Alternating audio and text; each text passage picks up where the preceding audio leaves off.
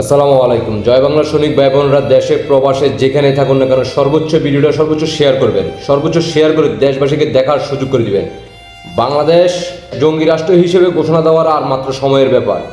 আপনারা স্ক্রিনে অলরেডি একটা ভিডিও দেখতেছেন, দেখেন কিশোর গ্যাং যেটা বলে মাত্র 8 থেকে 10 বছর হবে ছেলেটার বয়স, 8 থেকে 10 বছর। সরাসরি দিনের মধ্যে দিনে দুপুরে প্রকাশ্যে কিভাবে একজন পুলিশ এসআইকে তার হাতে অস্ত্র থাকা সত্ত্বেও, পুলিশের কাছে অস্ত্র থাকা সত্ত্বেও তার জীবনের নিরাপত্তা নাই এই মুহূর্তে। দেখেন প্রকাশ্যে শিশুদেরকে কিভাবে জঙ্গিদের হাতে তুলে দিতেছে এই সুদী ডক্টর ইউনূস। দেখেন ভিডিওটা আর সর্বোচ্চ শেয়ার করে দেশবাসীকে দেখার সুযোগ করে দিবেন।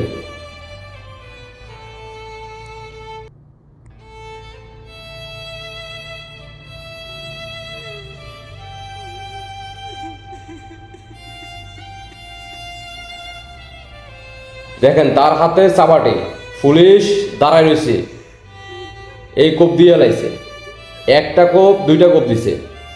পুলিশ অসহায়, আজকে ছোট বাচ্চাদের হাতে পুলিশ অসহায়। এই হচ্ছে ডক্টর সুদী ইউনূসের বাংলাদেশ পরিচালনা করতেছে, শিশুদেরকে জঙ্গিদের হাতে তুলে দিছে। এই বাংলাদেশের তরুণ প্রজন্মদেরকে ভবিষ্যতে এই বাংলাদেশকে করে দিবে আফগানিস্তান, করে দিবে,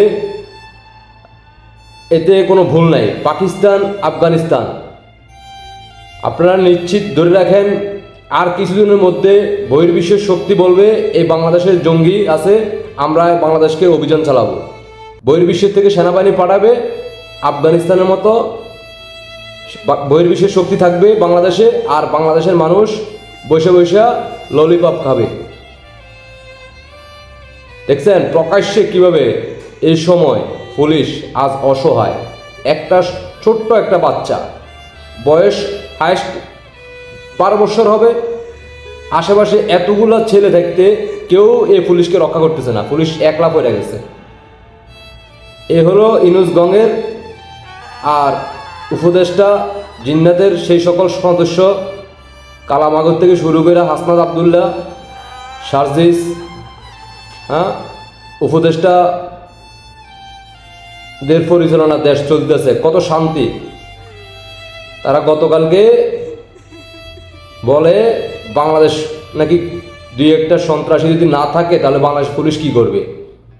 এ হলো ডক্টর সুদী ইউনূসের উপদেষ্টা যে বিবৃতি দিছে তার একটা প্রমাণ। দেখেন রাতের বেলা না, এখন দিনের বেলা প্রকাশ্যে চলতেছে।